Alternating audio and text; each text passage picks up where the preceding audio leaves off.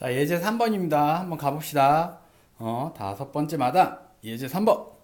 자, X를 찾아 들어가는 거지? 그치? X가 뭐였어? 화재, 제재, 소재, 주제.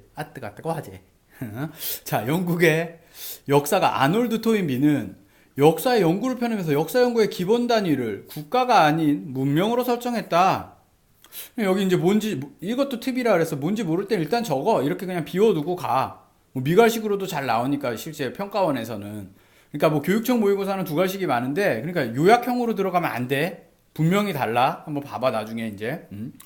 그는 예를 들어 영국이 대륙과 떨어져 있을지라도 유럽의 다른 나라들과 서로 영향을 미치면서 발전해 왔으므로 영국의 역사는 그 자체만으로 제대로 이해할 수 없고 서유럽의 문명이라는 틀 안에서 바라봐야 한다. 그러니까 그는 문명 중심의 역사를 이해하기 위해, 그러니까 이게 뭐냐면 문명이야. 근데 문명 중심으로 뭐를 보는 거야? 역사를 보겠다는 거지. 그래서 영국이라는 나라가 있대. 근데 얘만 놓고 볼 게 아니라 영국을 서유럽이라고 하는 큰, 얘는 뭐야? 문명이지, 문명. 문명 안에서 봐야 된다는 거야. 그치? 영국의 역사는 자체만으로 제대할 이해할 문명의 틀 안에서 바라봐야 한다. 문명 중심의 역사를 이해하기 위해 몇 가지 가설을 세웠는데 방대한 사료를 바탕으로 가설을 검증하여 문명 발생과 성장, 쇠퇴 요인을 구명하려고 했다. 그러니까 얘가 본 거 뭐냐면 어떤 가설을, 역사, 얘가 문명이 발생하고 성장하고 쇠퇴하는 요인을 보겠대. 돼? 그래서 문명의 역사. 그래서 정의는 그렇게 어렵진 않았지만 문명이라고 하는 게 딱 머릿속에 나와야 되는 거야. 그치? 그 다음에 토인비가 세운 가설의 중심축은 도전과 응전 및 창조적 소수와 대중의 모방 개념이다. 사실 뭐 읽어봐서 알겠지만 이렇게 두 개로 나오지. 근데 뭐 모를 때는 일단 그냥 읽어봐. 그에 의하면 환경의 도전에 대해서 성공적으로 응전하는 인간 집단의 문명을 발생시키고 성장시킨다. 중요한 것은 환경의 역경이라는 점이다. 그래서 여기는 뭐야? 도전과 응전이야. 그치?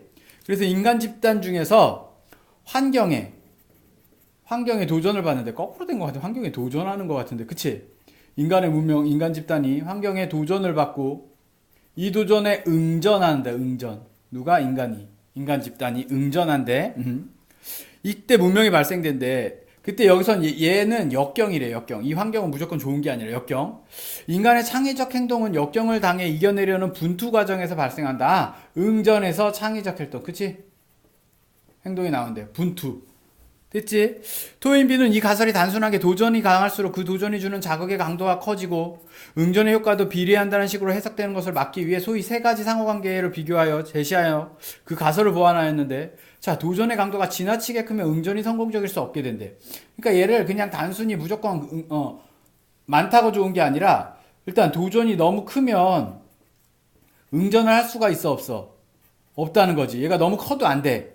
자, 두 번째. 그렇다고 반대로 너무 작을 경우에는 반응이 일어나지 않는데, 도전이 너무 작으면 반응 자체가, 응전 자체가 일어나지 않는데, 얘는 일어날 수 없는 거고 일어나지 않는데, 최적의 도전에만 성공적인 응전이 일어난다. 도전하고 응전이 좀 최적이란 표현 썼지, 여기서는. 최적. 최적의 도전에 응전이 일어난다. 자, 이렇게 성공적인 응전을 통해 나타난 문명이 성장하기 위해서 지속적으로 나타나는 문제, 새로운 도전을 해결해야 한다. 그치? 그래서 사실은 옆으로 넘어오는 거지. 구조도상으로는 옆으로, 저볼게 선생님. 옆으로 넘어오는 거야. 그래서 어떻게 하는 거야? 그치? 토인비는 이에 따르면 이를 해결하기 위해 그 사회의 창조적 인물들이 역량을 발휘해야 한다고 한다. 그러니까 여기는 아까 위에서 얘기한 뭐야? 창조적 소수와 대중의 모방. 그치? 소수와 대중. 소수와 대중. 그러니까 모르겠으면 비워놓고 그냥 읽어도 될 것 같아. 읽으면서 한번 해봐. 비워놓고 읽으면서. 자, 창조적 인물들이 역량을 발휘한다. 이들은 소수이기 때문에 응전에 성공적으로 이끌기 위한 다수의 대중까지 힘을 합쳐야 된다. 이때 대중은 일종의 사회적 훈련인 모방을 통해서 역할을. 그러면 소수들이 먼저 창조적인 어떠한 응전을 한대. 그치? 세계에 도전에. 근데 이게 얘네 혼자만 될 게 아니라 얘네들이 얘를 결집을 해야 되는데 여기서 일어나는 게 바로 모방이라는 거야. 모방. 되지? 모방이란 개념이. 그래서 이제 모방이라는 개념을 갖다가 조금 더 이제 발전시켜. 토인비는 볼게. 물론 모방은 모든 사회의 일반적 특징으로서 문명을 발생시키지 못한 원시 사회에서도 찾아볼 수 있는데, 여기에 대해 토인비는 모방의 유무가 중요한 것이 아니라 모방의 작용 방향이 중요하다라고 한 거야. 아, 이 모방의 유무가 중요한 게 아니야. 작용의 방향이 중요한 거야. 두 가지가 있는데 작용 방향이 첫 번째, 문명을 발생시키지 못한 원시사회의 모방은 선조들과 구세대를 향한데 선조나 구세대를 그냥 따라하는 거야. 모방이. 뭐가? 모방이. 이는 죽은 선조들을 살아있는 연장자의 배후에 눈에 보이지 않게 그 권위를 강화해주게 되고 나이 많은 사람들 이렇게 그리하여 이 사회는 인습이 지배하게 되고 인습 발전적 변화 일어나 안 일어나? 아닌 거야. 그치? 일어나지 않는 거야. 자, 반대로 모방이 창조적 소수에게 향하는 사회의 인습의 권위를 인정하지 않으므로 문명이 지속적으로 성장한대. 얘는요, 창조적인 소수. 뭐가? 모방이. 글로 일어나야 돼. 그래야 지속적인 문명이 발전한답니다. 되니? 돼? 그러니까 얘네는 요게 이제 결국엔 중심이지 요거보다 요게 더 중요하다라고 하는 거고, 그치? 소수와 대중에 대한 얘기를 하고 있는 거야. 그럼 구조도가 어떻게 나왔냐? 이렇게 나온 거지. 그치? 문명 역사에 대해서 정의를 좀 내려줬고요. 그치? 도전 응전에 대해서 3가지 정도가 나왔는데 얘네는 안 일어나고 얘가 일어난다. 얘가 구겠지. 그럼 일종의 여기서 다 문제가 나와야 되는 거고. 그 다음에 여기에서도 얘가 이제 군 거지. 얘가 Y인 거지. Y. 됐지? 결국엔 요거를 이해해 줘야 되는 거야. 결론은 쭉 이해해 갖고 1, 2, 3, 4, 5, 6, 7, 8 그래서 뭔데? 모방까지 가야 되는데 그 모방이 방향성이 있다까지 얘기를 해줘야 되는 거야. 돼요? 한번 문제 가볼게요. 문제 보겠습니다. 문제. 자, 윗글에 나타난 토인비의 견해에 대한 이해로 적절한 것은 그랬네. 적절한 것. 자, 문명은 최적의 도전에 대한 성공적 응전에서 일어난다.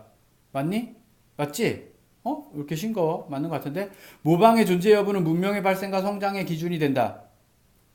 아니지. 존재 여부가 중요하지 않았지. 그치? 방향이 중요하지. 방향이.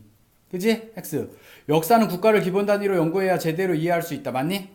역사는 국가를 기본 단위로 문명이라는 전제에서 환경의 도전이 강할수록 그에 대한 응전은 더 효과적 아니지? 최적이라 그랬어. 그러니까 얘랑 갈등 관계야. 모순 관계야. 선조에 기대어 기성세대의 권위가 강화되는 사회는 발전적으로 변화를 겪는다. 아니지? 이것도 잘못됐지? 자, 그럼 이래 놓고 봐봐. 1번이 답의 자격이 있어? 1번이 지금 답인 것 같은데? 한번 확인해봐. 그래 놓고 답의 자격을 한번 확인해 보는 거야. 욕인 거잖아. 요거 갖고 만든 거잖아. 제일 중요한 거. 근데 아까 9라 그랬잖아. 그치? 나름 답의 자격이 있는 거야, 지금. 이해되니? 그러니까 우리가 이제 이 단원을 통해서 답의 자격을 이해하자라고 그랬잖아. 그러니까 한번 자꾸 이런 게 답이. 그러니까 답의 자격을 사실은 그냥 딱딱하게 딱 줄 수 있으면 좋겠지만 그렇지 않아 개념이. 그러니까 쉽게 얘기하면 X, Y, Z가 답의 자격이 있어. 일단은 제일 Y가 주제였으니까 얘가 답의 자격으로 제일 잘 나오는데 최근 들어서 어려운 걸수록 Y 잘 안 줘. 왜냐면 Y는 문단의 가장 끝부분에 살짝 나오는 거 아니까 애들 거기 찾아서 자꾸 하니까. 그치? X도 되게 중요한 답의 자격인 거야. 예를 들면 개념 자체가 어렵다든가 이럴 때는 이거를 정확하게 읽었는지 과학지시문 같은 경우는 거기서 많이 나오고, Z가 중요해지는 경우에는 약간 구랑도 많이 연결되는데 논리적 흐름이 있을 때 Z가 좀 중요해져. 논지의 이동이 있을 때, 논설문적 성향이 세졌을 적에 쑥쑥 집어넣는 거. 그 다음에 구라는 개념을 알면 되는 거잖아. 개념을 쑤셔 넣어갖고 제일 깊숙이 있는 거, 제시문 안에서. 이걸 자꾸 그렇게, 그러니까 트레이닝을 통해 갖고 자꾸 파악을 해야 돼. 일단 맨 먼저 구조도를 그릴 때, 제시문을 읽을 때 자꾸 구를 찾으면서 읽어야 되고, 잘 안 나와도 구를 찾으면서 읽어야 되고, 그럼 표시를 해줘. 거기서 찾아주고 답에서도 딱딱 떨어지면 그때는 이제 내 독해가 굉장히 수준이 있어진 독해가 되는 거야. 근데 그때 안 나오더라도 어디에서 문제풀이 과정에서 최종적으로 얘가 갈등각이고 얘가 답인 것 같은데 그럼 이게 답의 자격이 있나? 그때 못 봤어도 9 맞네. Y 맞네. 이런 식으로 답의 자격을 한 번 더 확인해 주라는 거야. 이해돼? 최종적으로 문제가 틀렸을 적에 어떻게 알아 했어? 왜 틀렸는지 보지 말고 답이 왜 답인지를 보라는 거지. 답이 왜 답인지를 보는 기준이 뭐야? 답의 자격. 그치? 그게 답의 자격이라는 거야. 됐니? 자꾸 확인을 해보자. 자, 2번 문제 보세요. 이건 보기를 통해 갖고 새로운 조건을 준 거야, 사실은. 그치? 얘도 정확하게 읽어줘야 되는 거고. 한번 읽어볼게. 윗글을 바탕으로 보기를 이행해라 했으니까 이렇게 되는 거야. 얘가 대상인 거야. 이 안에서 해결이 될 가능성이 커. 비행하기가 끝나고 세계 여러 기후는 크게 달라져서 초원 지역에서는 경우 급속히 산악화가, 수렵 생활을 하던 이들이 세 가지 형태로 다른 길을 가는데 첫째 집단은 그대로 머물러서 어땠어? 망했어. 그치? 얘는 이제 망했어. 둘째 집단은 생활 양식만을 변경해서 그 지역의 유목 생활을 했는데 문명 단계에는 들어서 갔지만 더 이상의 발전이 없었어. 셋째 집단은 다른 지역을 선택해갖고 농경 생활을 선택하고 새로운 고대 문명을 일구고, 그치? 이후에 이어지는 문제들까지 성공적으로. 그럼 얘네가 지금 여기서 말하는, 그치? 대중과 모방가 여기까지 나온 건 지금 마지막이네. 되지? 그건 마지막인 거야. 가볼게. 사막화는 서남아시아 일부 초원 지역 사람들이 당면했던 역경에 해당한다. 맞지? 전제지. 첫째 집단에서 모방이 작용하는 방향이 선조들과 구세대를 향했다고 보여. 맞지? 둘째 집단이 문명을 발생시킨 후 이 집단의 창조적 소수들이 계속된 새로운 도전을 발생시킨 건 맞는데, 그치? 이 다음에 못했다 그랬거든? 이거 좀 이상하다. 세모. 셋째 집단에서는 창조적 소주가 나타났고 대중의 모방이 이를 향해. 동그라미. 셋째 집단은 생활 터전과 생활 양식을 모두 바꿨고 환경 변화에 응전하여 문명을 발전시켰다고 봐. 그치? 맞지? 동그라미. 그래 놓고 이제 3번 확인해 보는 거지. 그러니까 얘는 여기서 못 넘어간 거야.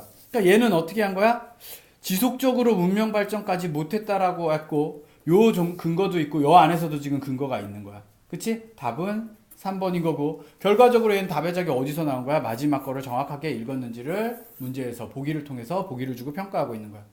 되니? 그러니까 자꾸 보고 읽을 땐 모르더라도 결국에 문제를 풀이를 과정에서 이게 답의 저격이 있나? 아, 맞네. 이게 되기 시작하면 여러분들은 공부를 제대로 하고 있고 운동을 했을 적에 근육의 자극이 정확하게 들어가고 있는 거야.